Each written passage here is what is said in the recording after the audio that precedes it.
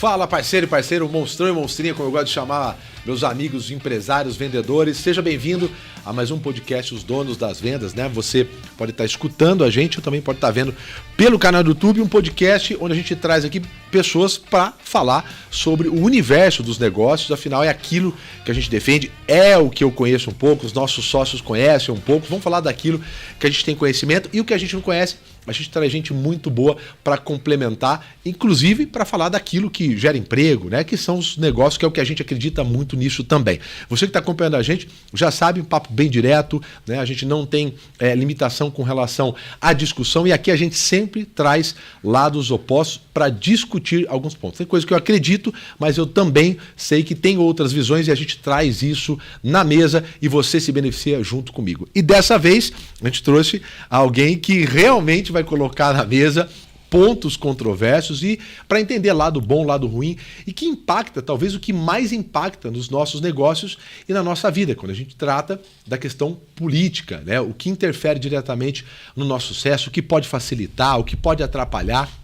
Esse que é um assunto que é difícil, né? Porque tem inúmeras variáveis e o mais importante, que a gente traga isso à mesa e discuta os pontos bons, ruins e o que a gente pode fazer para melhorar. Para isso, eu trouxe o Léo Siqueira, né? Já conhecido aqui principalmente por um quadro muito famoso que eu compartilho bastante coisa no meu Instagram, o Léo eu marco ele lá, que é levantando pontos bons, ruins, daquilo que a gente acredita que pareça ser os únicos dois caminhos, esquerda e direita, mas ele traz aqui e mostra, baseado no que a gente acredita demais. Quem acompanha a gente sabe, a gente baseia as nossas decisões em indicadores e números. Inclusive, Léo, é um dos valores aqui da nossa empresa. Tomamos decisões baseado em indicadores e números, né? Para que não haja opinião pessoal. Exato. Então, o Léo, para quem não conhece, é economista formado pela FGV com bolsa. Isso é muito legal, sim, porque já vi muitas acusações do Léo ali de muito imbecil que não lê uma legenda, não vai procurar entender quem é que está falando,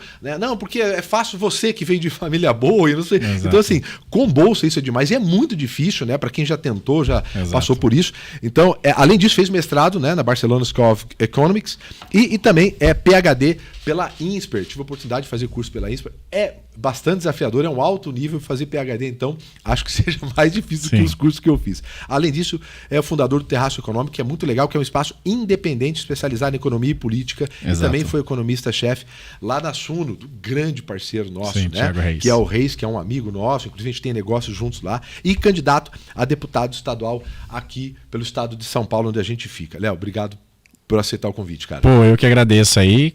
Como você falou, eu estou como candidato a deputado estadual, mas hoje estou aqui como economista, como cidadão aí para a gente analisar, enfim, como você falou, sair dessa polarização e tentar analisar de fato as coisas baseado em dado e evidência. Quando as pessoas falam comigo, eu acho que isso, eu acho que aquilo. Principalmente alguém da equipe trabalha e fala, mas baseado em quê você está falando isso? Mas baseado em quê? Porque sem dados é uma pessoa só mais uma pessoa com opinião, né? Opinião no bar. Exato. E a gente gosta daquela frase também, in God we trust, for everyone else bring the data. Ou seja, em Deus a gente acredita. Agora, todo o resto tem que trazer os dados, não adianta. Então tem que olhar os dados pra gente poder, senão cada um fala uma coisa, então sempre os dados para ter um norte ali. O nosso CEO aqui, o Mota, ele é bem pragmático, né? Então assim, sempre, né? Quando vem legal, tá? Eu acho importante sua opinião, mas baseado em quê? Exato. Ele faz a mesma pergunta. E aí muitas das ideias que poderiam se prolongar, criar discussão, é matada ali. Por quê? Porque, porra, não vai trazer aqui uma discussão para tomar uma decisão que não seja baseada em dados. Exato. Olha, você acha que essa deixa sua aí meio sem querer, mas dá início ao nosso bate-papo. Talvez seja, e é cultural muito nosso, né? Brasileiro, aí por um conjunto de coisas, né? Qualidade de educação, enfim. Quando a gente trata de negócios, é exatamente a mesma coisa. Grande parte das coisas que dão errado nos negócios partem justamente pela falta de indicadores, de número, né? A gente que atua um pouco mais voltado para a área de vendas, que a gente acredita ali que é o coração da empresa, é para onde entra o dinheiro, ali então é uma festa. Né? A gente vê a maioria das empresas com dificuldade. A gente tem uma pesquisa que 94% dos gestores comerciais não confiam nos seus indicadores de venda. Né? E aí, claramente, quando a gente vai para a prática, que é o que a gente faz, se bobear é mais do que isso. Você acredita que talvez esse seja, e se não for, se for outro, um dos principais motivos da gente estar buscando há sei lá quantos anos o Brasil que dá certo? Então a primeira pergunta é, qual é, Léo, na sua opinião, principalmente você que está à frente disso, esse Brasil que dá certo? Porque eu tenho 41 anos, o que eu escuto desde quando eu me entendo um pouquinho por gente não, e é uma proposta, inclusive, muito eleitoreira, né? Fácil para buscar. Vamos buscar o Brasil que dá certo. Qual é? Exato. Na sua opinião, obviamente, Exato. O Brasil que dá certo. Exato. Um ponto que a gente estava falando até antes aqui é isso. As pessoas dividem muito Brasil de esquerda, Brasil de direita. As pessoas têm preferências diferentes, tá? Mas existe uma divisão que é melhor ainda, que é o Brasil que dá certo e o Brasil que não dá certo, né? O Brasil do atraso, né? E o Brasil que caminha para frente. E você tem o Brasil que não dá certo na esquerda, mas você tem o Brasil que não dá certo na direita também, né? Você tem o Brasil que não dá certo, que o Brasil do atraso na esquerda, mas você tem o Brasil do atraso na direita também, né? Então a gente tem que fazer boas políticas. E o que acontece? Qual é o problema do Brasil? É que a gente olha só, em geral, as boas intenções. A gente não olha o resultado daquilo que a gente faz. Então, por exemplo, um caso aí recente, né? Que é o piso dos enfermeiros, por exemplo. As pessoas pensam que os enfermeiros ganham poucos, e é verdade, e precisam ser valorizados, e é verdade. Mas assim como várias... Dificílima, Exato, né? Pandemia, super importante. Assim como várias profissões do Brasil ganham pouco. Por quê? Porque a gente é um país pobre. Ponto. Então não é só o enfermeiro, são todas. Eu falo assim, o Brasil é um país rico e a gente, na verdade, é desigual. Não, a gente é pobre. Pega a renda de todo mundo, do mais pobre até o mais rico. Soma, divide por todo mundo. É 3 mil por mês ali, mais ou menos, que vai ter uma família. Né? Então, muito baixo. Muito baixo. A gente tem uma renda per capita menor do que o Gabão, menor que de Botsuana, por exemplo. Botsuana era o segundo país mais pobre do mundo. Né? Agora a gente tem uma renda mais baixa que a deles. Ou seja, o Brasil é um país pobre, ponto. Já cai pronto, essa é excelente. Isso já cai por água abaixo do que muita gente fala, né? Exato. O Brasil tem muito dinheiro, em geral não tem. Exato. O Brasil pode ter muitos recursos naturais, etc. Mas não é isso que faz um país rico. A Venezuela tem muitos recursos naturais, está pobre. Né? A Argentina era um país rico, ficou pobre. O que faz o país rico são outras coisas, não apenas recurso natural, mas como você consegue extrair os recursos, se você tem facilidade, as instituições do país são importantes e etc. Então, vamos apenas reduzir a desigualdade? Não, a gente precisa criar riqueza. Porque se a gente dividir a renda igual entre todo mundo, o que a gente vai acontecer é que todo mundo vai ser igualmente pobre. Né? Além disso. E não adianta querer baixar o de cima para ficar próximo do pobre para ter igualdade, porque isso também é igualdade, né? Exato. Tá todo mundo igualmente pobre. Então a gente precisa gerar riqueza. Mas daí, voltando ao início, uma das coisas que a gente faz, que faz a gente ser mais pobre, é que a gente não avalia as políticas públicas. Não tem resultado de nada, entendeu? O BNDES, o Brasil tem pouco crédito, vamos pegar o BNDES e vamos distribuir crédito para todo mundo. Mas será que as empresas estão de fato investindo? Será que elas querem? A taxa de investimento é baixa? Ela aumentou? Né? E, por exemplo, se você olha, tem vários estudos que mostram que não, que as empresas não aumentaram o investimento. Por quê? Porque você ainda tinha insegurança jurídica, você tinha os problemas para obter alvará, para você recuperar o crédito que você doou em caso de calote. Então, você tinha uma série de outros problemas. Então, o que a gente precisa é avaliar todas as políticas públicas. Essa colocação, ponto só, não perde que a linha do raciocínio da enfermeira é boa. Copiar o que está certo lá no resto do mundo e avaliar que as coisas dão certo. Bolsa Família deu certo. Tem várias evidências que mostram que as pessoas vão mais para escolas, as crianças se vacinam mais, as mães cuidam mais dos filhos, a um custo muito barato. Então, tem que avaliar. Piso dos enfermeiros, mesma coisa. A intenção era boa, né? E a gente... Só que acontece...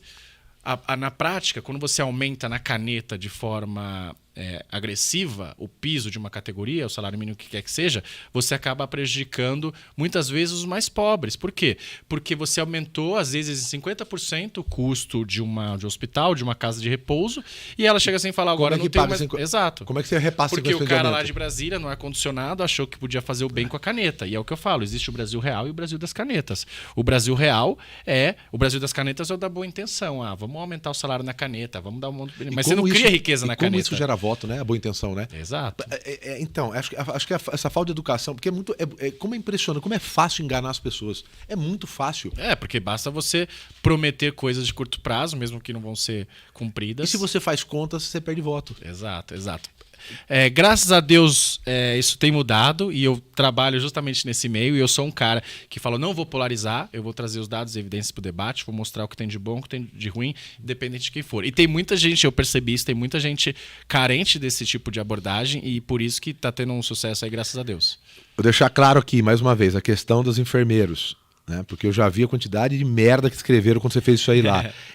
Primeiro que em nenhum momento daquele vídeo fala, e desse momento de novo também, ninguém tá defendendo que não é... Cara, enfermeiro não é nem uma profissão, para mim é uma missão, cara. Exato, porque para fazer exato. aquilo lá, perto do que ganha, né? O cuidado que tem que Exato. ter, aquilo é uma missão de vida. Exato. Só que ele não tá criticando a questão do pagamento de enfermeiro, ele tá criticando que uma canetada Não vai resolver. desdobra. Quer ver? Vamos colocar um outro exemplo. Né? Então passou 50%, como é que você repassa para o cliente 50% de aumento? Não tem. Agora, a questão do aumento do salário dos ministros. Vamos pegar o oposto lá. Da mesma maneira, uma canetada daquela, o que impacta, para caso quem não saiba, né? Que tem muito salário atrelado a... Exato. Você chegou lá e fala assim, porque você teve uma alta da inflação... Então, perdeu o poder de compra, precisamos dar aumento para os ministros. E, obviamente, como eles têm um poder de barganha muito maior, eles vão lá e conseguem aumento. Então, conseguiram aumento de 16%, de 39 para 46 mil reais. Né? De 39 para 46 mil reais. São 11 ministros, né? Até que é pouco. O problema é que eles são o teto constitucional de salários. Então, todo mundo que... Ninguém ganha mais do que... Ou não deveria, né? Nenhum funcionário público ganha mais do que um ministro. Então, eles são a base. A partir do momento que você dá aumento para eles, você dá aumento para várias outras classes que têm um salário atrelados a eles. Então, por exemplo, tem alguns casos que ganha 75% do que ganha o ministro, ganha 50% do que ganha o ministro. Então, se todo mundo tem aumento, esses caras também têm aumento. E aí você gerou um impacto ali de 5 bilhões aí por ano a mais por causa dessa canetada. E aí o que acontece? O orçamento do governo ele é rígido, ele é fixo, né? É assim, você arrecada com os impostos e você tem os gastos do governo, entre eles folha de pagamento, a maior parte folha de pagamento. Bom, a partir do momento que você está gastando 5 bi a mais por mês e você já tem um déficit, ou seja, significa que você está gastando mais do que se arrecada, né? Você tem que tirar dinheiro de outro lugar. E da onde você vai tirar? 90% do orçamento do governo ele é rígido, ou seja, está na Constituição, não pode ser mexido. Só sobra 10%. Então você tem que mexer nesses 10%. O que são esses 10%? Geralmente é investimento em saúde, educação, pesquisa. menos hospital, menos escola, menos creche. É isso que vai acontecer. Então, assim, eu quero que os ministros ganhem mais? Eu quero, todo mundo ganhe mais. Eu quero que o enfermeiro ganhe mais? Óbvio que eu quero, principalmente eles. Primeiro eles, depois os ministros. Mas... quando sempre começa uma discussão, eu já falo isso. Eu falo, pode parar. Não vem achar que você é o monopolista da virtude, só você está preocupado com os enfermeiros. Eu também tô. E eu tô, justamente por eu estar preocupado, que eu tô falando que isso não vai funcionar. O que aconteceu? Saiu hoje o dado lá no Valor Econômico. Que, se eu não me engano, o conselho, não sei se é algum conselho, não sei se era de enfermagem, mas algum conselho, falou que ia ter 83 mil demissões aí no setor. É isso. A gente cansou de falar. E daí, você pode ignorar... os fatos, só que você não consegue ignorar a realidade dos fatos. E é isso que aconteceu. E ela chegou, a conta chega. E a falta de... Aí eu vou voltar, a gente que trata muito de negócio, né? Isso aqui é a mesma coisa na empresa quando falta indicador, falta número, né? Você começa a tomar decisão por uma boa vontade, uma ideia que possa acontecer, e é o que está acontecendo hoje na nossa política, né? A discussão, eu não vi um plano, uma apresentação baseada em números para resolver o impacto disso. Né? E por quê? Porque aquilo ali que está lá é só um reflexo de você que vota. É só isso. Eles desenham a caixa da maneira que você quer comprar. Uhum. Então a falta de discussão baseado em fatos e números faz com que a gente esteja nessa situação. O exemplo, vou fazer outra pergunta para o Léo. Léo, quem vai pagar essa conta em 2023? Independentemente de quem vença. Quem vai pagar isso? Porque assim, já não tinha dinheiro antes. Exato. Aí com a pandemia piorou. Exato. Então, as pessoas podem ter preferência política dela, e tá tudo certo. Uma quer votar no Lula, outra quer votar no Bolsonaro, tudo bem. Mas a gente tem que se perguntar qual que é o Brasil que a gente vai receber em 2023. E vai ser um Brasil bem mais endividado por causa desses populismos, né? E só falando um pouco agora, saindo um pouco da política, depois a gente volta, mas o que eu acho muito interessante que a gente fala também de medir dos dados é o seguinte, que eu gosto muito, o Jeff Bezos tem um livro muito bom, As Cartas de Jeff Bezos, né? Muito bom. E uma das coisas que ele fala é assim, meça tudo que puder, mas desconfie também dos seus indicadores. Porque o que acontece? Quando você só tem um indicador, às vezes, as pessoas começam a operar o indicador. Então vamos supor que você tem um viés. Exato, porque as pessoas começam, porque você fala assim, olha, quem vender mais vai ganhar um bônus maior. Se você está fazendo isso, você está dando incentivos para as pessoas trabalharem no curto prazo. Então ela vai vender a qualquer custo agressivamente. Exatamente. E às vezes ela não está pensando no cliente, entregar valor no longo prazo. E aí, você pode estar destruindo o longo prazo da empresa. quer ver um bom caso? A Enron, nos Estados Unidos. Eles tinham metas super agressivas de curto prazo. O que acontece? Isso acontece com várias empresas, inclusive até algumas brasileiras. Os próprios funcionários começam a fraudar os números, tal, inflar o balanço. Porque, assim, se o mercado... Se está todo mundo olhando curto prazo, você vai ter incentivo. Isso é muito, muito parecido com a política, tá?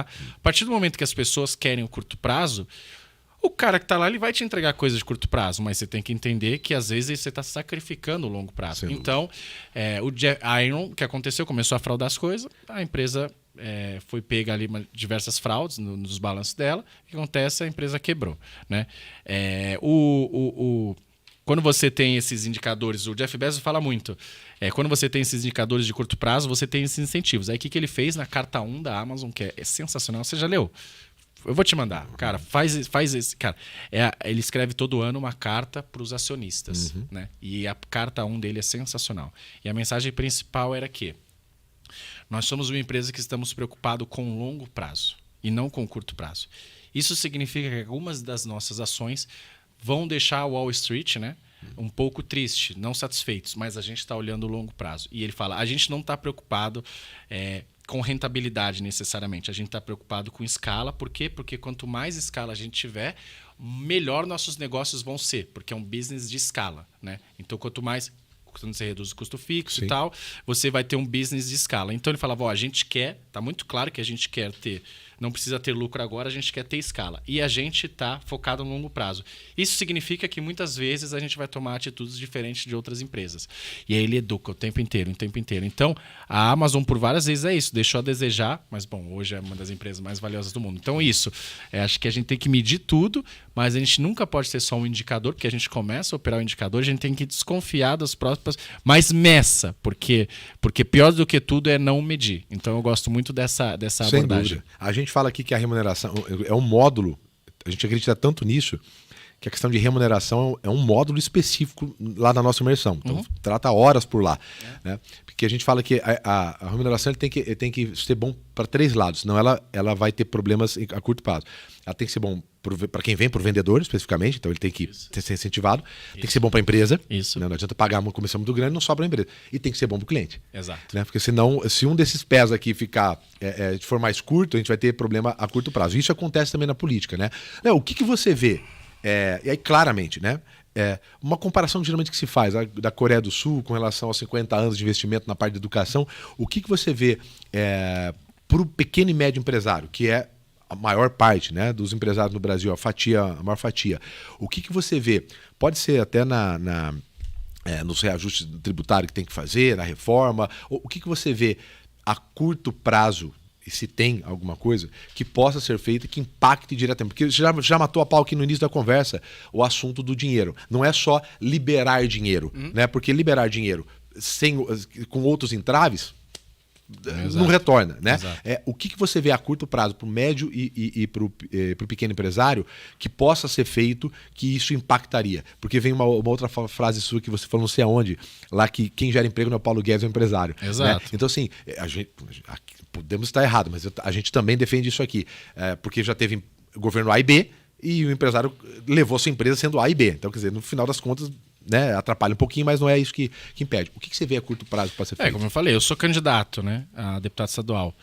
E espero ter outras posições aí, mas sendo deputado, sei lá, se algum motivo, se algum dia eu vire secretário de política econômica, ministro, prefeito, governador, alguma coisa dessas, não sou eu, não é o político que cria emprego. Quem cria emprego é o empresário, é o empreendedor. Ponto final. É simples assim.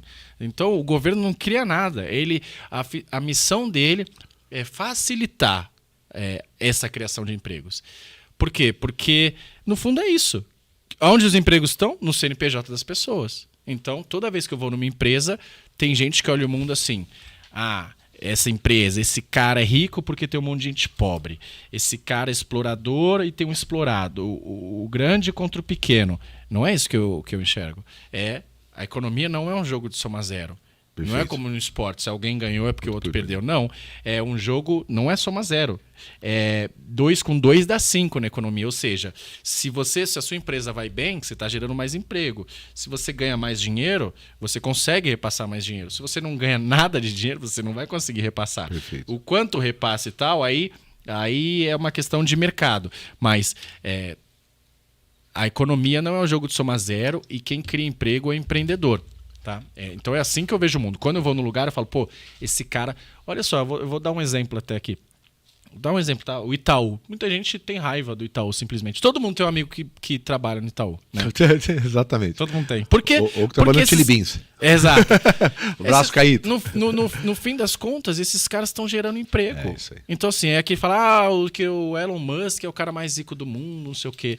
Eu queria que o mundo tivesse 100 Elon Musks. Por quê? Porque mais emprego sem Bill Gates, sem Jeff Bezos. Por quê? Tudo bem, você fala assim, nossa, a renda dele é absurda. Ok, mas olha o tanto de benefício que esse cara está causando para a sociedade. Nossa, é super chato quando eu peço um livro da Amazon e ela chega no dia seguinte ou no mesmo dia a um custo muito barato. É super ruim, né? Por quê? Porque no fundo esses caras estão resolvendo os problemas da sociedade. E precisam cobrar barato, não só porque ele é bonzinho, mas porque ele tem competidores. E por isso que ele vai cobrar barato. Então, ó, você aí, seja o seu livro da Ayn Rand, ou seja o seu livro do Marx, né? Qualquer um do livro que chega rápido por causa do empresário, né? Exato, então, porque qualquer um seja a sua posição. Exato, né? se ele não fizer isso, vai vir agora um concorrente, vai fazer isso daí, né? Então é assim que eu vejo o mundo. Bom, o que acho que dá para impactar no curto e no médio prazo? Se você tivesse o poder, o que você faria ali que tá dentro do legal, né? Fazer. Exato. Assim, qual que é o problema do Brasil? O problema do Brasil é que a nossa produtividade é muito baixa. A gente cresce há 40 anos, ou seja, não é de governo A ou B. Essa é ótima. A gente cresce há 40 anos, em média, 2,2%. Né? Ou seja, não foi depois do Bolsonaro, depois do Lula, Collor, Fernando Henrique. Não, há 40 anos, porque a gente tem políticas ruins. Então a gente precisa resolver isso e entender isso. Há 40 anos a gente cresce 2,2% em média. Só que você consegue decompor esse crescimento em duas coisas. O quanto dela foi simplesmente mais gente entrando no mercado de trabalho e quanto disso foi aumento de produtividade. Ou seja, desses 2,2%, quanto que foi efetivamente isso? Sucesso do foi 2% foi pessoas entrando no mercado de trabalho. Nossa taxa de natalidade era muito alta, etc. E 0,2% foi somente de produtividade. E aí, a nossa... Em comparação com outros... Porque, vamos lá, em comparação com outros países, perfil do Brasil. Não, exato. Teve outros países que fizeram a lição de casa. A Índia conseguiu aumentar a produtividade, a Coreia do Sul, que você estava falando, conseguiu aumentar a produtividade. A Argentina não conseguiu, a Venezuela não conseguiu, o México não conseguiu. E tem um padrão? Tipo assim, por que esses países não conseguiram e os países conseguiram? Claro que tem. Aí é uma das perguntas. Primeiro, esses países fizeram abertura comercial, por exemplo. Então, o Brasil é um dos países mais fechados do mundo. Das 75 maiores da economia, o Brasil é a 7ª mais fechada do mundo. A gente é mais fechado que Cuba. Né? E por que a abertura comercial é importante? Porque imagina que você seja um empresário, um fazendeiro. E aí você queira um trator novo. Se o Brasil é muito fechado, você tem imposto, você não consegue trazer o trator novo. É complicado, é complexo, é caro, etc. E aumento de produtividade na vez. Se você é um hospital, você consegue trazer um equipamento de câncer, alguma coisa assim. Então, a abertura comercial, ela te aumenta a produtividade por duas formas. Primeiro que você consegue importar máquinas, equipamentos e insumos mais baratos, mais eficientes. E segundo, porque você faz os outros se mexerem. Né? Você fala, cara, se você não se mexer, você vai quebrar. Vem para um bar em São Paulo, por que as pessoas vêm falar, cara, puta, em São Paulo é um planeta à parte. E vai em qualquer outra cidade do Brasil. Por quê? Porque você tem 518 bares um do lado do outro, um melhor que o outro. Se esse cara piscar errado, você vai pro do lado. Então, competitividade é também um dos fatores, né? Exato. Então, abertura comercial é isso, e você gera competitividade. Eles deixam o ambiente de negócio muito simples. Por quê? Porque se quem gera emprego é empreendedor, você tem que tratar o empreendedor como herói e não como criminoso. E é isso. Os Estados Unidos tratam os empreendedores como herói, né? E não como criminoso. Então, o governo tem que chegar aqui e, se eu tivesse essa oportunidade, falar, cara, obrigado. Porque vocês... E não fala assim, isso aqui tá errado, multa aqui, multa ali, seu lucro muito grande, não sei o quê. Não. Só para vocês saberem, isso o Léo pode... o tamanho da complexidade aí, que se você não empreende... Provavelmente quem escuta, a gente é mais quem empreende, mas se não empreende, pergunta para alguém, Tem gente que vai lá, tem que abrir indústria ali no Paraguai só para finalizar um tipo de produto, porque finalizar um tipo de produto desonera ele do imposto, aí ele tem que mandar de novo para vender 100% para dentro. Olha o tamanho da complexidade, olha o tamanho da bucha que o cara tem que fazer para poder finalizar e se manter em pé. Só para mostrar, né, combinar o que você está falando com isso. Léo, indo muito por isso, né, de abrir o mercado, e claramente, né, o que você falou, o que faria? Bom, então seria primeiro levar esse mercado. Abertura comercial, reforma tributária é super importante também. Por quê? Porque é complexo os nossos impostos no Brasil. O Brasil tem o sistema tributário mais complexo do mundo. Isso não é força de expressão, de fato é verdade. Quanto tempo se perde? Você tem aquela informação? Quanto tempo se perde? Sim, o Doing Business, que é o banco, era um estudo do Banco Mundial, calcula quanto tempo as empresas em média gastam para organizar as informações tal de imposto, assim, quanto que para saber. Brasil, 2.500 horas. O primeiro lugar. O segundo, que é a grande potência, Bolívia, uma empresa gasta em média 2.500 horas. Mas não, o segundo, que é a Bolívia, gasta 300 horas. Ou seja, a gente é tipo 8 vezes mais aí do que o segundo lugar. Por quê? Porque é complexo. Porque assim, se é chocolate... É uma alíquota. Se é cereal, outra alíquota. Sim, se é chocolate, é uma alíquota. Se é cereal, é outra alíquota. E se é barra de cereal com chocolate? É chocolate ou é cereal? Não sei. E vai pro STF decidir. Exato. Tem um exemplo claro que foi agora do sonho de valsa. Isso, acontece. O sonho de valsa, eu comprava sonho de valsa, aí eu reparei, antes ele embrulhava, né? Dobrava. E aí agora ele mudou a embalagem, ele é fechado. Daí eu falei, nossa, foi inteligente, né? Porque agora deve durar mais, então tem menos desperdício e tal. Mas aí eu descobri que não, que eles fizeram aquilo porque chocolate, né? Tinha uma alíquota que pagava o IPI lá, Imposto sobre Produto Industrializado. E o waffle não tinha essa alíquota. Então eles mudaram a embalagem e falou, agora a gente não é mais chocolate, agora é waffle. E aí os caras economizaram uma baita grana com o imposto. Então, olha até quanto tempo foi pago esse dinheiro. É como se esse dinheiro o cara pegasse só para ficar gastando em departamento inteiro espumante de Miami tributário. Bom, eu não vou citar a empresa aqui, foi uma gigante. Vou citar o ramo, que às vezes a pessoa associa que eu tenho um ramo. E aí ele mostrou, ele falou, Concer, tá vendo todo esse canto? Um monte de gente no canto. Uma parte grande do andar. Exato. Ele falou, é só gente lendo todos os dias advogado o que vale e o que não vale de lei para eu não ser multado. Tipo assim, tinha umas 20 e poucas pessoas. Falou, e capital humano alto, porque não adianta o cara, tem que ser cara bem formado. Ele falou, cara, tudo isso daqui, fora a quantidade de horas que eu levo para tomar uma decisão, porque eu tenho que passar por essas 20 e poucas pessoas para cá. Exato. Então assim, já tem até a thumb, pessoal do corte, que já tem até a thumb aqui, ó. Né? O sonho de valsa, ela é esperta ou ela foi sacana? Pronto, já tem a thumb aí para ir mostrar. Não, ela jogou dentro das regras. Exato. A empresa, ela toma as decisões racionais em geral. Quando uma empresa fala assim, você vai ter subsídio se você vier aqui para Juiz de Fora, Bahia. Para ela faz sentido, porque ela faz a conta. Sim. Só que é isso.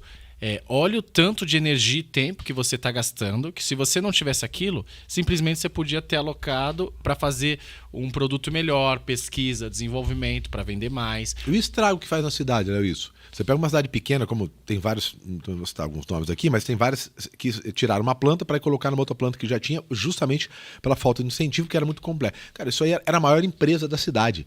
Então, a cadeia disso, imagina, eram 900 funcionários diretos, imagina a cadeia de indiretos, de família, né, o quanto isso impacta numa cidade pequena que geralmente vive de comércio, que esse dinheiro do giro, eram os maiores salários da cidade, porque era uma indústria, era gente capacitada, né? Então, assim, justamente por uma falta de incentivo. Então, assim, acho que está muito claro o poder disso, né, que tem, e quem gera emprego não é, porque, né, o político gosta, né, nós geramos tantos empregos. Isso aqui desdobra, mas tem um monte de pergunta que você está vendo no papel. Manda bala. Desdobra duas coisas. Uma, sobre um assunto que é bastante polêmico, mas indispensável, que é a questão da privatização. Né? Então esse é um assunto legal e que você tem dados, defende aí, é legal trazer isso, né? E a outra que ela cruza um pouquinho ali com a questão do assistencialismo, né? De planos para ajudar a pessoa, como por exemplo, né? o Bolsa Família, enfim, que realmente ajudou com pouco, ajuda muito. Eu não me lembro de quem foi, mas assim, eu lembro claramente que a melhor definição da questão de planos de assistencialismo é que você mede o sucesso dela pela quantidade de pessoas que saem, não pela quantidade de gente que entra. Exato. Justamente o contrário do que geralmente os políticos usam, né? Nós estamos ajudando, mas isso parece que não sai. Então vamos começar primeiro pela privatização. O que tem que privatizar? Quais os benefícios, né? E o que tem, o que, na sua opinião, não tem que privatizar, né? E o que traz de benefício isso? Exato. Na minha opinião, o governo tem que cuidar de saúde, educação e segurança, né? Que são essas coisas básicas. Então, todo o resto ali, o governo tem que privatizar. Não faz sentido, como tinha, o governo ter uma fábrica de preservativos. Tinha, não faz menor sentido, né? Ainda que... Dá pra cortar? Ainda que eles fodam pra caramba a gente, né? Acho que faz sentido nessa, mas não faz sentido economicamente. Exato. E, cara, assim, o governo... Tem um monte de empresas que não faz o menor sentido. Mas eu vou pegar logo as mais polêmicas, tá? Correios. Por que você tem que ter Correios quando... Você olha o Mercado Livre. O Mercado Livre já é quase independente dos Correios hoje. E, aliás, quando falam em privatização, falava que ele ia ser uma das empresas a comprarem. Por quê? Porque a FedEx acho que tem mais aviões... Tem mais aviões do que a Delta Airlines, por exemplo, que é uma das maiores empresas de logística do mundo. Daí... Eu já sei, algumas pessoas vão falar, mas se privatiza os Correios, como é que você vai fazer com os lugares que são atendidos inóspitos, por exemplo? Existem mecanismos para isso, né? Existem mecanismos. Porque, em geral, você tem incentivo, isso é normal. Quando você vai privatizar, a empresa ela vai querer atender só algumas regiões mais lucrativas e menos algumas regiões menos lucrativas. Isso faz parte. Mas você tem mecanismos. Quando você privatiza, você consegue colocar lá na lei, fala, você vai ser obrigado a atender essa praça. Então, por exemplo, telefonia foi isso. Você poderia ter incentivos para achar que a empresa ia ficar só em São Paulo, Rio de Janeiro, alguns centros. Não vamos ficar lá no Nordeste ou no Norte. Não é isso que acontece. Você coloca lá, olha, para você levar a licitação, a concessão, você vai ter que também atender essa região. E é isso, você vai para várias cidades pequenas, tem lá a telefonia. E ela é privada. E tudo certo. Não é a Telesp mais, a Telebrás, enfim. É a Vivo, a Oi, a Claro, a TIM, etc. Justamente isso. Porque você pode colocar na concessão ali, ou na privatização, meio que obrigar eles a atenderem aquelas regiões. Aeroportos é a mesma coisa. Assim. Sim. Aeroportos é a mesma coisa. Congonhas é super rentável, mas eu quero também que ele pegue lá o aeroporto de uma cidade pequena do Amazonas. Então você fala, eu vou leiloar o pacote. Você vai ter que atender os dois aeroportos. Isso acontece. Então, Correios é a mesma coisa. Você pode falar, olha, o serviço de carta eu quero que chegue no Brasil inteiro. Então, para você levar, você vai ter que continuar atendendo todo mundo.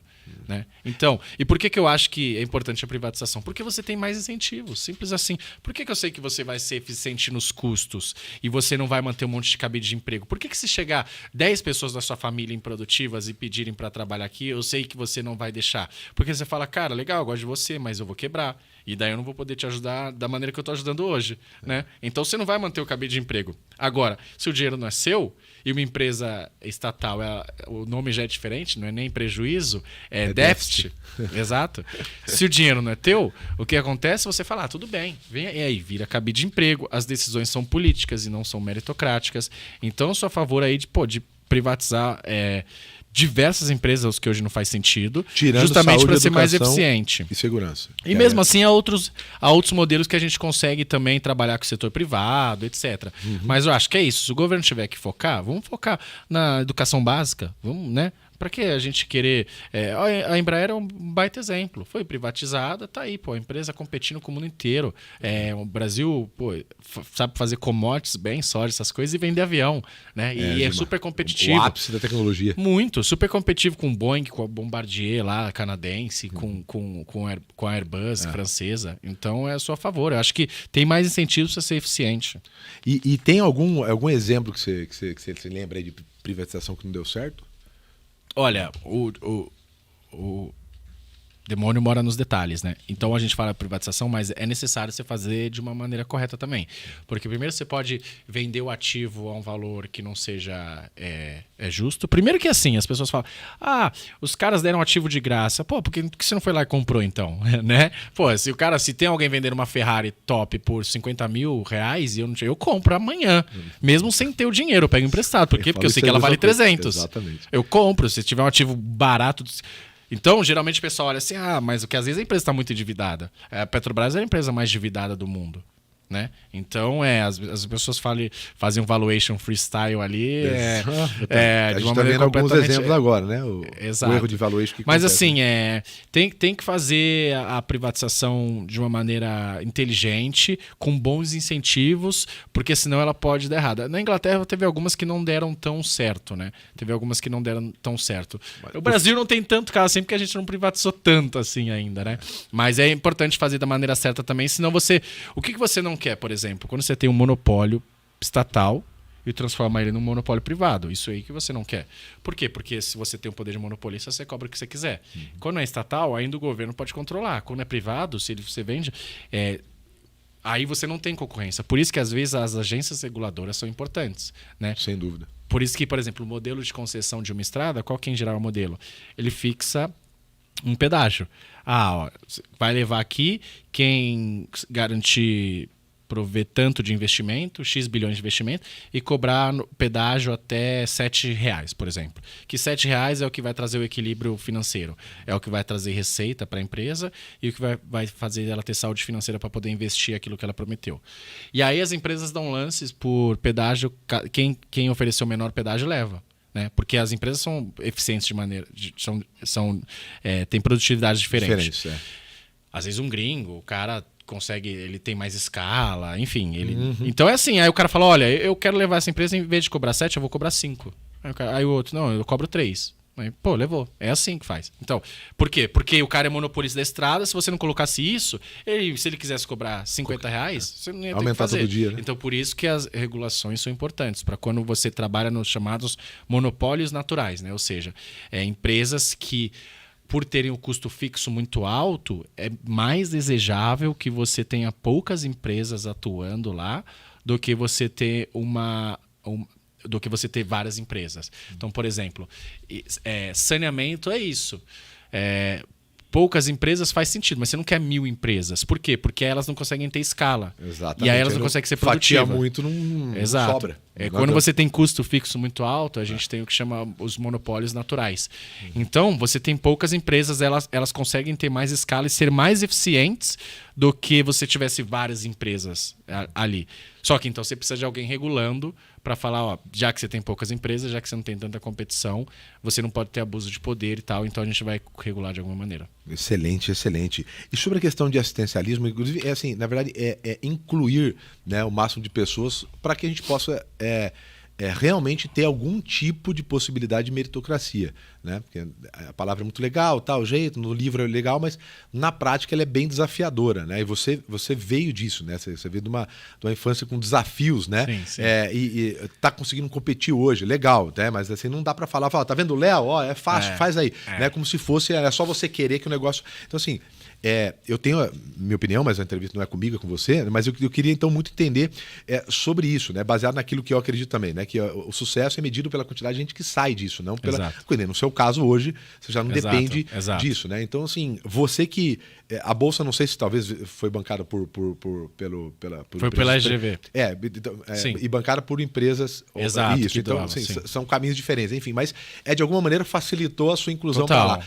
Qual a sua opinião sobre isso e o que você acredita que maneira que isso dá certo? Porque eu vejo isso acho que um outro fator além do mercado é você não ter mão de obra boa. Em nenhuma escala. Operacional mínimo ao máximo estratégico, em qualquer segmento, a gente tem dificuldade em encontrar bons profissionais. Inclusive, muitas empresas deixam de vir para cá porque não conseguem. Elas têm todo o dinheiro, têm capacidade, né, têm vontade, mas não tem gente para trabalhar. Exato. Então, acho isso importante. Mas, na sua opinião, o que dá certo e o que é errado nesse modelo? Exato. Então, eu fiz economia na FGV, fiz mestrado em economia na Europa e faço doutorado em economia no INSPER. Mas eu cresci perto de Itaquera, Zona Leste aqui, né? Então, perdi meu pai quando eu tinha 18 anos e tal.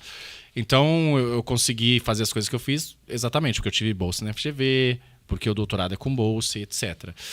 Então, eu acredito isso. Uma das funções do governo é dar igualdade de oportunidade para as pessoas. Ou seja, a gente quer que quem produz mais ganhe mais. Que quem produziu menos ganhe menos. Por quê? Porque um cara acorda cedo, se dedica, e o outro passa o dia inteiro sem fazer nada, passou os 20 anos jogando videogame. A vida vai cobrar. Então a gente quer premiar pra gente dar bons incentivos. Por quê? Porque se a gente fala que todo mundo vai ganhar igual, qual incentivo você tem para se dedicar mais? Nenhum. Né? Para que você vai querer trabalhar mais sendo que você vai ganhar igual todo mundo? Então não. Então já sabe isso. O final disso. Exato. Mas o que a gente não quer é que a gente tenha desigualdade de oportunidade. Ou seja, simplesmente porque alguém nasceu numa família boa e o outro cara, que é tão bom quanto o outro, mas nasceu numa família ruim, ele não tem oportunidade, ele não consiga chegar. Então, se você não quer, você quer que o governo, de alguma maneira, dê igualdade de oportunidade. Como que é uma dessas maneiras? Dando educação básica, gratuita, por exemplo, de qualidade. Né?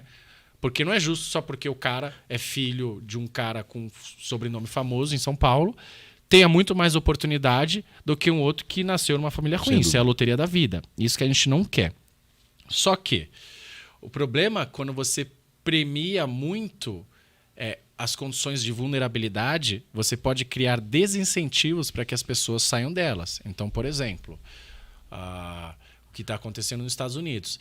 Imagina se eu dou eu sou a favor do seguro-desemprego, porque tem evidência... Para quem não viu, tem uma dica legal para acompanhar um pouquinho do que o Léo está falando, que é Homeless, né, que é o nome que tem no Netflix, falando justamente sobre isso. Tem grande parte deles isso, né? Falar, exato. Se eu deixo de fazer isso, eu começo a pagar. Então, quer dizer, incentiva aquilo que a gente falou da remuneração lá, né? Exato. O que acontece? Eu vou pegar de empresa, por exemplo. Se você dá muito benefício para uma pequena empresa, ela nunca vai querer ser grande. Então, o que acontece? Eu vou dar um monte de subsídio, um monte de isenção. Você não precisa fazer um monte de coisa. Ela nunca vai querer ser grande. E indústria precisa de escala. E o que acontece? Você vai abrir outro CNPJ. E aí, até na França lá, eles têm uma série de regras que só as empresas acima de 50 funcionários têm que cobrir. Quem tem 49 não precisa. Aí você vê o número de empresas, você vê que tem uma descontinuidade muito grande. Um monte de empresa com 49. 49. Óbvio.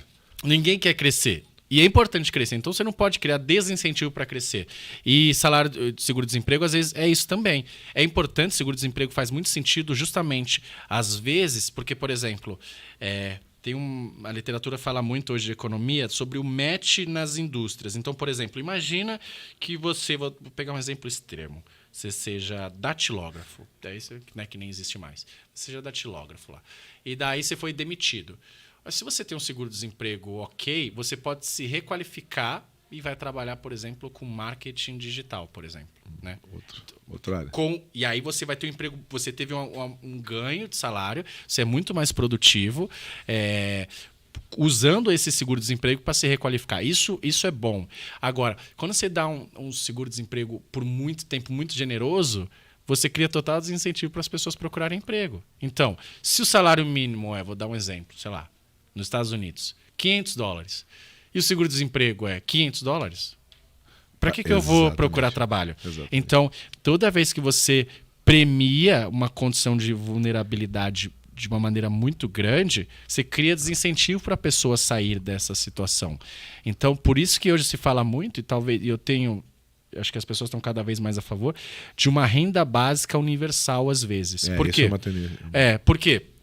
Defendido, inclusive, por grandes bilionários, né? Quem tem um que mas aí você vai ter, às vezes, principalmente os herdeiros, os grandes bilionários, eles são muito culpados, eles não trabalharam, às vezes, para aquilo, só receberam, então eles têm aquele sentimento de culpa, então eles querem fazer caridade com o chapéu alheio. Mas teve algum deles, a minha memória é horrível, mas teve um dos sim, tá cada vez mais sendo discutido. Por quê? Imagina que você fala assim, cara, eu acho que com R$300 por mês ninguém morre de fome. R$300 por mês é super pouco, mas ninguém morre de fome. Então o que eu vou fazer? Eu vou dar R$300 para 210 milhões de brasileiros. Beleza. Para o rico isso não vai fazer diferença, então ele não vai fazer diferença para ele. Esse senso de justiça, né? Quer dizer... E ele está financiando com os impostos dele. Óbvio. E para o pobre vai fazer muita diferença. Sendo que você não tem esse problema quando você está dando só um benefício para uma classe vulnerável. Porque o que acontece? Quando você dá um benefício, é custoso você verificar quem recebe e quem não recebe. Sim. Pô, você está falando de 210 milhões de pessoas, você precisa de um sistema e tal. Quando você tira esse custo. E você não desincentiva o cara a sair daquela situação. Porque entendeu? não é... Ele só não morre de fome, mas não é uma vida... Exato. Mas Exatamente. por quê? Porque ele sabe, pô, mas se eu trabalhar eu vou ter mais, vou ter os 300 mais aquilo. E ele não quer. E tem que ser pouco. Porque o cara fala, pô, se eu dou, tipo, Senão 3 incentiva mil a ficar. reais, pra que eu vou trabalhar? A mesma Então tem que ser pouco pra não morrer de fome, assim, pra você ter as condições mínimas do mínimo. Porque se for muito, o cara não vai querer sair daquela situação. Então, isso aí ainda é bem polêmico, mas as pessoas estão discutindo cada vez mais. Mas a mensagem principal é essa. Toda vez que a gente dá um benefício muito grande para uma condição vulnerável, pode ser que você crie desincentivo para a pessoa sair daquela condição. E você não quer aquilo. Então, você quer dar... Olha, se você sair dessa condição, você vai ter um salário maior, você vai ter mais renda ainda. E o que aconteceu nos Estados Unidos, principalmente na pandemia, é isso. O que acontece? As empresas procurando um monte de gente para trabalhar, eles não queriam. Por quê? Porque receberam um cheque lá, $2 mil do governo. Inclusive, meus afiliados moram lá, enfim, a gente foi passar o final do ano lá e o começo do ano. As pessoas, empresa pagando só para você ir fazer entrevista. Exato. Só para você ir fazer. Exato. Pagando Por quê? pra você fazer. Porque não tem- o auxílio da pandemia deles foi generoso muito demais. melhor. Exatamente. Então, assim, tá claro algumas coisas para isso, né? Nosso tempo chegou ao fim, mas eu tenho mais umas que duas rápido. perguntinhas. Mano, aqui tem mais algumas, mas tem umas. Uma que eu queria fazer para você diretamente é o que o Leonardo, o Léo, por que você foi mexer? Porque assim, hoje você tem uma condição que você provavelmente pode escolher em que empresa privada você pode trabalhar, você pode ter seu business, você pode, se você abrir o seu canal, provavelmente vão vir muitas pessoas querer abrir negócio com você, gente boa, quer dizer, pô, vem pra cá, já o negócio roda. Quer dizer, você tem várias escolhas, as melhores talvez do mercado. Por que meter a mão no vespeiro, cara? Sim. É Exato. foda isso aqui, porque isso Exato. aqui é um ambiente ainda extremamente sujo, né? A gente sabe, tem gente que planta mentira pro outro, assim, é um negócio, é o último nível ali de valores, né? De ética, né? Não tem falta de ética, mas é uma ética, né? Aquele conjunto de regras daquele comunidade que só serve pra lá. Por que você foi fazer isso, velho? Olha só, primeira coisa, por que eu gosto de ser economista? Por que eu tenho um baita prazer em discutir o Brasil e as políticas e falar o que dá certo, o que não dá certo, e as pessoas ouvirem, falar, pô, é legal isso. Primeiro é que acho que tem uma parte, eu vejo uma parte nobre nisso. Por quê? Porque eu falei, perdi meu pai com 18 anos e ele era mecânico de avião, né? Então ele era do Nordeste, veio pra cá e tal. E ele era como a maioria dos trabalhadores, só trabalhava. Não tinha tempo para discutir Brasil. Não tinha. Graças a Deus a gente é privilegiado. Privilegiado, Sim, mas a gente acesso. batalhou bastante para estar aqui, né? Não foi nada de graça, exato. Não foi colocar a gente aqui do nada. Mas a gente tem o privilégio de poder estar discutindo o país, né? E meu pai não tinha, né? Quantos brasileiros têm tempo para ficar discutindo de fato? As pessoas não têm. As pessoas gastam 2 horas para ir para trabalhar, 2 horas para voltar, né? E se elas falarem, ninguém vai ouvir elas. Porque meu pai não tinha nem faculdade. Por que as pessoas iam ouvir ela?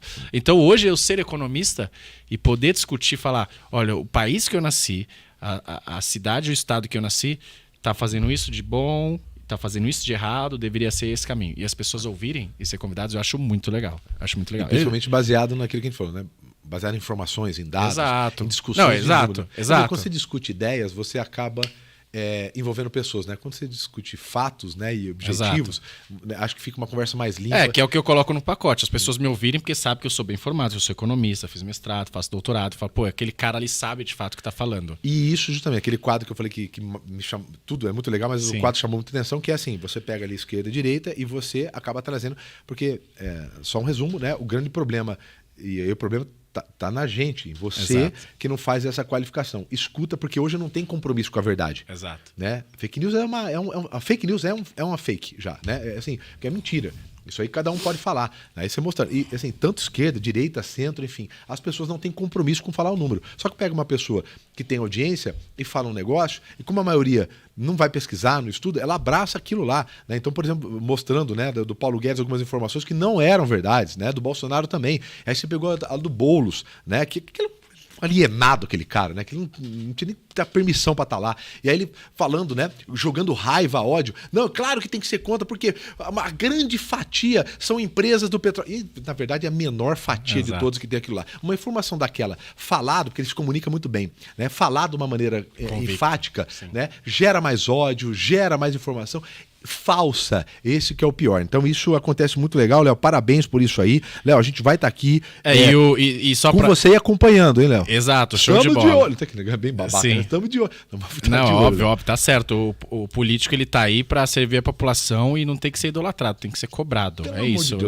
Por isso que eu fiz lá o currículo, que é isso. A gente tem que entregar currículo pras pessoas e não santinho. O currículo pra mostrar que a gente fez e pra ser cobrado. Porque as pessoas estão contratando, elas só não sabem. E só pra finalizar essa questão que você falou do porquê fazer isso, eu gosto muito do que o Jeff Bezos fala também, que ele toma as decisões da vida dele baseado, ele fala, eu me imagino com 80 anos, né? E tudo que eu fiz na vida. Então ele quer minimizar os arrependimentos que ele teve ao longo da vida. Então é isso. Imagina que você deva ter trabalhado em algumas empresas antes e tal, em algum momento você decidiu sair para empreender mais, né? E aí ele falava, talvez eu ia me arrepender. Eu não sei, eu não ia me arrepender muito de ter tentado, mas eu ia me arrepender muito se eu ficasse na mesma empresa e ter sido covarde. Então eu também quero minimizar os arrependimentos ao longo da vida para quando olhar para trás com 90, 100 anos, falar assim, foi legal o que eu fiz. E assim, eu fui do BTG Pactual, do Itaú BBA, eu trabalhei no mercado aí por um bom tempo. E daí eu falo, é muito legal, que é um pouco da parte de você trabalhar com as pessoas. As pessoas que falam, sempre vão ter os haters gonna hate, normal. Exatamente. Mas tem um monte de gente que fala, obrigado pelo valor que você me entrega, obrigado por me falar isso. Isso é muito legal, entendeu? Então, eu tenho certeza, se você podia estar ganhando 10 bilhões, que você ia estar aqui fazendo isso ainda. Por quê? Porque você gosta, não é pelo dinheiro. Dinheiro é importante, obviamente, até um certo ponto. Ele deixa as pessoas mais felizes, isso é fato, mas depois de um certo ponto, ele já acrescenta muito pouco na felicidade. Então, quando você olha assim, você fala, olha o que eu fiz, olha a trajetória, olha de onde eu saí, o que era para eu ter sido, e olha onde eu consegui chegar, consegui formar novas pessoas, gerar novas lideranças, impactar a vida dessas pessoas. Então, é isso que me motiva, por isso entrar nesse caminho. Cara, parabéns. Porque assim, eu sou cagão. Eu tenho medo de um monte de coisa. Eu tenho medo de altura, cachorro, mulher brava. Eu tenho um monte de medo na minha vida. E um deles é isso, de entrar. Só que, cara, se alguém em algum momento, e aí, Léo, acredito que seja você, por isso que eu trouxe pra cá, pela rede de amizade que você tem, seja muito próximo, e as pessoas de valores. Mas, enfim, você ou qualquer outra pessoa, se não tiver gente que esteja disposta, né? Boa para entrar nisso. Exato. Né? Alguém vai estar lá. A gente usa o termo aqui, boi preto anda com boi preto. Então vagabundo anda com vagabundo, gente boa, gente boa. Vai afirmar cada vez mais a corja que tem lá. E eu acho indispensável que pessoas que queiram mudar isso entrem. Espero, talvez, de alguma maneira, um dia poder ter mais coragem e meter a cara também lá, claro, com boas intenções. Não. Parabéns, porque assim, não é fácil. As pessoas me perguntam sobre o Marçal, que é do nosso meio de treinamento e tal. Eu não sei a intenção dele, gostaria até, se ele quiser vir aqui, vai estar aberto. Mas o fato de colocar a cara a alguém, porque não é só sua cara, ele tem filho, ele tem esposa. Né? Aquilo expande para esse pessoal, né? Esparrama por outras pessoas também. Então, assim, não é fácil. Então, de qualquer maneira, cara, parabéns pela coragem. Obrigado. Né? De estar aqui e a gente se coloca à disposição para vir, para discutir, trazer números racional, né? Discutir boas práticas para esse mercado. Eu tinha uma última pergunta, né? Mas acho que essa é meio fácil. Eu ia perguntar para você, quem entende menos de economia? Se é o Lula ou o Bolsonaro? Eu acho que é uma briga ótima. Exato. Né? E a gente vê isso nas discussões. Então, meus amigos, um pedido meu aqui a vocês que gostam do conteúdo nosso. Se você já se beneficiou com alguma coisa minha, né? Procure entender mais, respondam menos às emoções. Você vai fazer um comentário numa legenda de alguém, vai procurar, pensa antes de fazer, porque o seu comentário pode interferir numa outra pessoa, seja mais racional e ajude outras pessoas também com comentários, com estudos, antes de fazer opinião imbecil, infundada e que você não entende. Então não vai falar sobre coisas que você não entende. Mas é meu ambiente, eu faço o que eu quiser. Não é assim que funciona, porque a sua fala, a sua escrita tem um impacto nas pessoas. Então, pense nos outros também, e se você for corajoso e bom, faça como o Léo, não faça como eu. Entre também para a política e tente mudar, beleza, Léo? Obrigado aí, eu que agradeço. Obrigado você, e vamos ver, eu tenho certeza que vai dar certo aí no futuro. A gente vem aqui bater um papo com sobre certeza. O que você imaginava antes e depois o que você imaginava depois que entrou nisso aí. Com certeza, fechou? Vai ser um prazer, obrigado. Tamo junto. Galera, e para você que quer continuar aqui com a gente, né, crescendo, prosperando, né, trazendo informações, olhando para o futuro, uma coisa maior, querer ajudar outras pessoas, a sua empresa faz isso crescendo e aí você pode estar com a gente nos nossos encontros, né, no Sales Club, que acontecem 3 dias de imersão pura sobre como escalar negócios, olhando para a parte comercial, que é o coração da empresa, falando sobre remuneração, tudo isso você pode acompanhar com a gente aqui em São Paulo 3 dias. Clica aqui, se inscreva, você vai passar por um processo seletivo aqui para saber se tem perfil para estar com a gente e aí a gente vai estar junto durante 3 dias. Fechou? Grande abraço para você, bora vender e bora mudar o Brasil.